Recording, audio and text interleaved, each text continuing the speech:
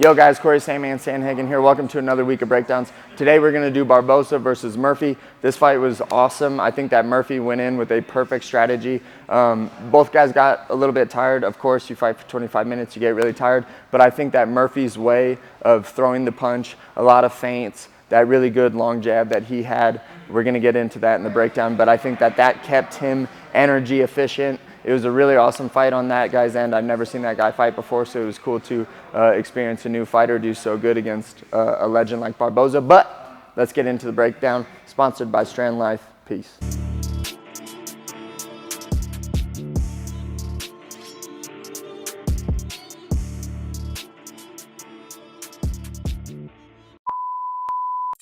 So some things that I really liked from this fight, guys, especially on the Murphy end. Obviously, Barboza is an absolute legend.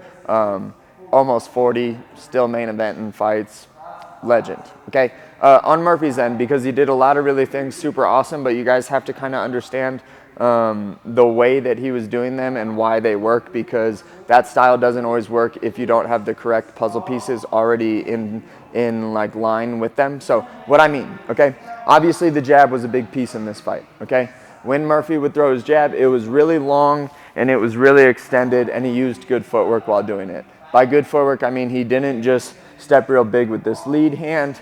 He would step both feet, boom, stay really protected in the way that he's covering his face here by being really, really long like this. But they were major committed and really long. He would typically follow up with something like on the right side, boom, whether it be like a kick here or a right hand. And they weren't particularly fast, but because they were so long and they popped Barboza up so much, they did have really good effectiveness, okay?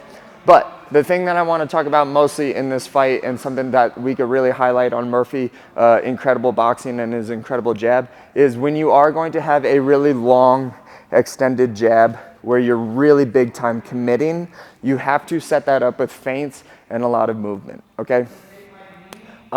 It doesn't work. Committed punches, okay, so let me not mess this up, all right?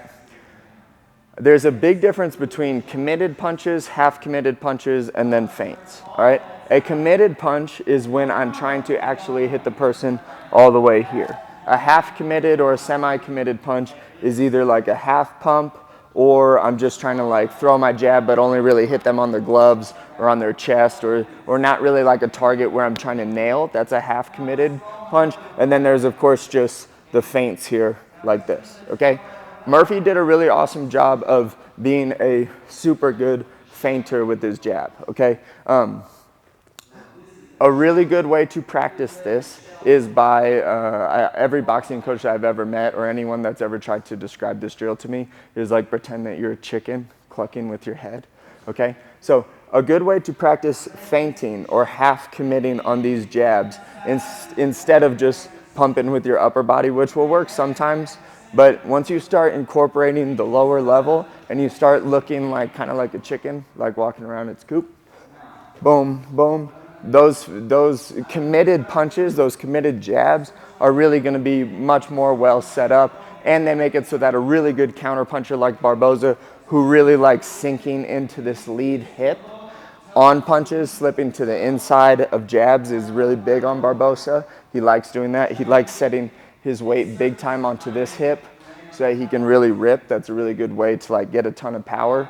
is by sitting into one of my hips and rotating really hard on these shots, okay? Barboza does that maybe better than anyone. Like, you could probably see it in your head if you've watched any of Barboza's fights. He'll kind of stalk like this. He'll sit way heavy into this hip and go overhand, or he'll go body shot, hook to the head, something like that. Pretty Dutch style stuff on Barboza's side, but Murphy did a really awesome job of making it so that Barboza didn't get to make that read. He didn't get to slip into the inside. Anytime he did, Murphy would just exit out. But the footwork drills that you guys can work at home on this is push, push, push. They're really tiny, okay? With my back foot, really tiny, really tiny, really tiny, okay?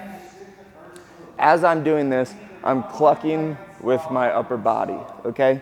So I push and I cluck, push and I cluck, push and I cluck. I know that looks really silly, but when it's exaggerated, because it looks like this when it's exaggerated, But once you start to like get better at it and speed it up a little bit, it looks a lot more like what Murphy was doing. But you have to have the correct footwork.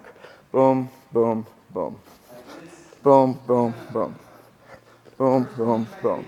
And it looks like you're clucking at him like this, but just really tiny.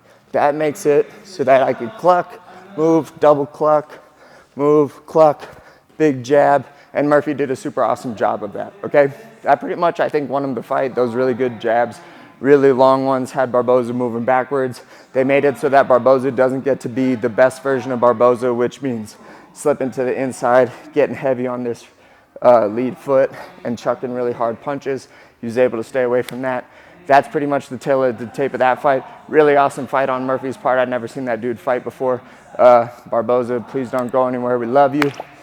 Like, subscribe, comment. Peace.